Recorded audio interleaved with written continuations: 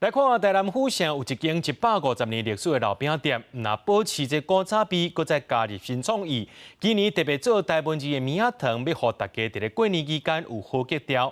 除了过年限定的商品，这店家也开始卖初到拜天公的祭品咯，亲像是寿桃面、蚶仔、红圆等等的物件。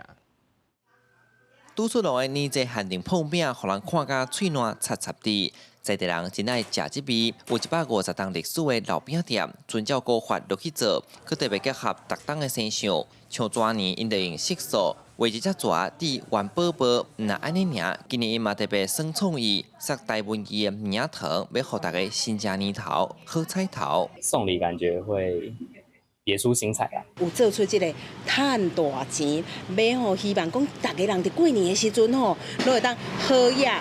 大钱入港，当然啊，咱还有细汉囡仔知影讲吼，明年，所以吼，我什么拢顺势，表示咱的春夏秋冬24个节气哦，通总拢有对着咱的这个天时地运做伙咧行。台湾春节有真侪传统的脆食面，普遍人拢会买生人，嘛都是天公豆。有人丁兴旺的意思，若是高粒以红白两色来代表金甲银，互人讲金银财宝满大厅。这物件嘛定互人摕来做贡品，亲像眼前这12项祭品是初到拜天公的大礼。除了较常看到的寿桃红菇，伫府城可以穿特别的石榴包甲牵泥来祭拜。马石榴，那石榴籽很多，就是用这个来跟天公祈求什么？祈求多子多孙。另外的话，还有就是那个牵姨，人讲牵那个姨这会那其实牵姨当然有一句话讲牵家孙跟牵吉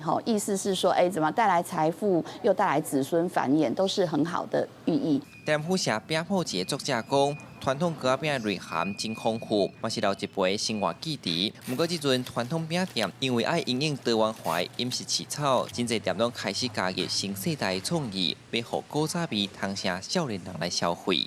记者李所台南采访报道。